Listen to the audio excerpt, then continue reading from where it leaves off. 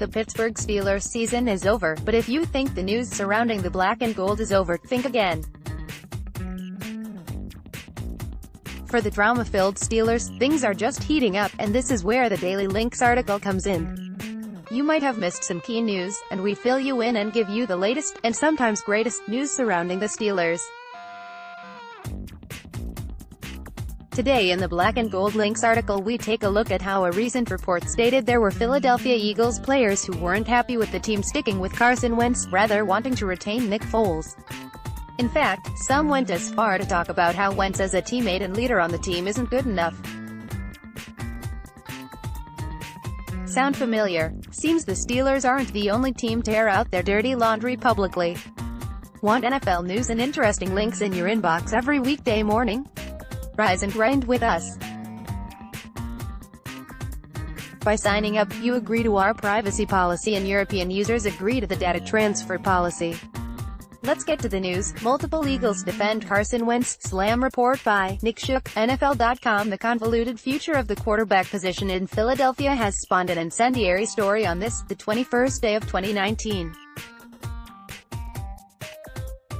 Multiple Eagles players, just a week into their off-season, have been quick to declare the story, which included the anonymously sourced quote, "Carson Wentz's biggest enemy is Carson Wentz," and was written by PhillyVoice.com's Joseph Santoliquito, as nonsense.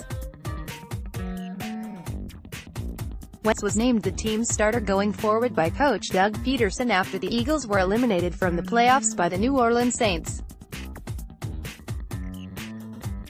This announcement came despite the team experiencing a rapid turnaround late in the season, riding the magic of Nick Foles to an unlikely playoff berth and wildcard win over the Chicago Bears.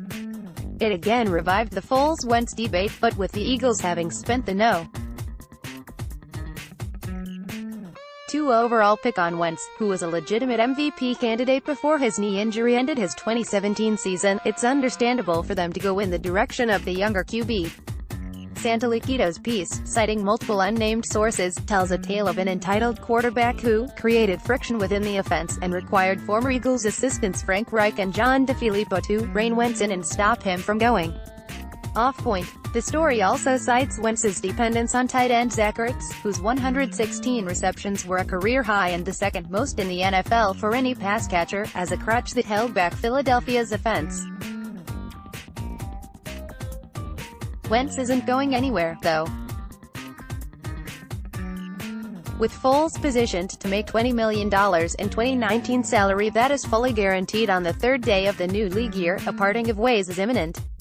And if Philadelphia is going to choose one of the two, it's Wentz, who is younger, has another year on his rookie deal before he gets his expected payday, and still owns MVP potential, should he finish a season fully healthy.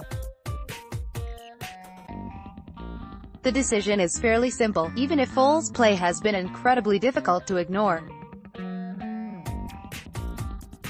For more, click the link in the headline. Video. Adam Schefter claims the NFL is concerned about the integrity of the game. To view the video, click here. Tim Benz. Art Rooney's constant defense of Steelers culture actually proves its flaws by Tim Benz. Pittsburgh Tribune review. Boy, Art Rooney too sure is willing to die on this hill, isn't he? Last week, the Steelers owner said he disagreed with the popular fan and media assessment that his Steelers are a circus and don't have a culture problem. Like many Steelers fans and Pittsburgh media members, I vehemently disagreed. Instead of reading the room and gauging the temperature of his fan base, Rooney ramped up his defense of the black and gold clown car that has become his locker room. On Friday, Rooney followed up his comments on the talk radio circuit, appearing on both WDVE and KDKA-FM. Here are some excerpts of what he said to defend his position that the constant distracting headlines surrounding the Steelers haven't negatively impacted the team's results. "I certainly don't think we have a culture problem," Rooney told 93.7 FM. "We won 13 games in 2017, so if you have a culture problem, if you have a discipline problem on your team, those kinds of teams don't win 13 games in the National Football League. Those are the facts we have to deal with. The bottom line is when you point to last year, and everybody talks about the drama, that was a team that won 13 games. The first test for me is the performance on the field.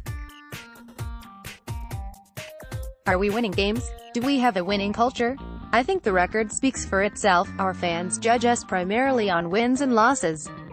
This team has won pretty consistently under Mike Tomlin's tenure here. Basically, it's Rooney's stance that because the Steelers win more than they lose, there's no proof that off-field chaos impacts on-field results. Let's examine that. Because I'd suggest that for a team that doesn't often lose, as Rooney points out, quite a few of their losses are tainted by those off-field fiascos. A lot of people affix the start of team turmoil to Antonio Brown's Facebook live streaming of Tomlin's post-game speech in the 2016-17 playoffs following the organization's victory in Kansas City. We'll start there.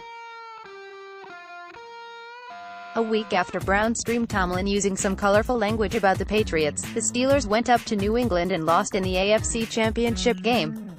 In the weeks that followed the national anthem fiasco, players admitted it negatively impacted the locker room and contributed to a loss in Chicago last year during Week 3. Ben Roethlisberger allowed that there was at least a little cause and effect. Tomlin's mid-season, Sunday Night Football interview predicted an AFC Championship game rematch against the Pats in 2017. That never happened. It aired hours before the club almost got upset by a bad version of the Packers without Aaron Rodgers. Le'Veon Bell missing a walkthrough, showing up late and looking past Jacksonville on Twitter all occurred right before the playoff loss to the Jaguars. So did Mike Mitchell screaming at them down the hallway at Heinz Field. The Steelers lost their game against the Chiefs this year. It was a contest that featured a sideline temper tantrum from Brown. And some players intimated Brown's behavior before the Cincinnati game was part of the reason why the club almost lost to the awful Bengals in Week 17. So, you tell me. Is there a connection between the Steelers' off-field chaos and their on-field results or not? Sure looks like it. For more, click the link in the headline.